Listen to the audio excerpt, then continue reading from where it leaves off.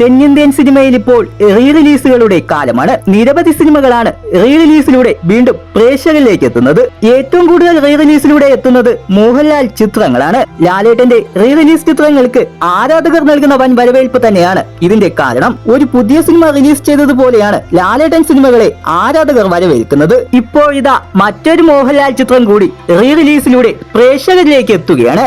ഏറെ നാളുകളായി സിനിമാ പ്രേക്ഷകർ കാത്തിരിക്കുന്ന രാവണപ്രഭുവാണ് മോഹൻലാലിന്റേതായി റീ റിലീസായി വരുന്ന അടുത്ത ചിത്രം. രഞ്ജിത്തിന്റെ സംവിധാനത്തിലെത്തിയ ചിത്രം 2001 ഒക്ടോബറിലാണ് പ്രേക്ഷകരിലേക്ക് എത്തിയത്. 4K ഡോൾബി അറ്റ്മോസ് ദൃശ്യമികവോടെയാണ് ചിത്രം വീണ്ടും തിയേറ്ററുകളിലേക്ക് എത്തുക. ചിത്രത്തിന്റെ റിമാസ്റ്ററിംഗ് നിർവഹിക്കുന്ന മാറ്റിനി നൗ ആണ് സോഷ്യൽ മീഡിയയിലൂടെ രാവണപ്രഭു റീ റിലീസിന്റെ കാര്യം പ്രഖ്യാപിച്ചിരിക്കുന്നത്. ചിത്രം റീ റിലീസിന് എത്തുമെന്ന വിവരം നേരത്തെ തന്നെ അണിയറ പ്രവർത്തകർ അറിയിച്ചിരുന്നു. മോഹൻലാൽ ചിത്രമായ ചോട്ടാ മുംബൈ റീ റിലീസ് ചെയ്തതിന് പിന്നാലെ നിരവധി പേരാണ് രാവണപ്രഭു റീ റിലീസ് ചെയ്യണമെന്ന ആവശ്യവുമായി സോഷ്യൽ മീഡിയയിൽ എത്തിയത്. ഇത് സംബന്ധിച്ച് പുതിയ പോസ്റ്ററും പുറത്തെത്തിയിട്ടുണ്ട്. മോഹൻലാൽ ഡബിൾ റോളിലെത്തിയ രാവണപ്രഭുവിൽ വസുന്ധര ദാസ് ആയിരുന്നു നായിക. രഞ്ജിത്ത് എന്ന സംവിധായകന്റെ അരങ്ങേറ്റ ചിത്രം കൂടിയായിരുന്നു രാവണപ്രഭു.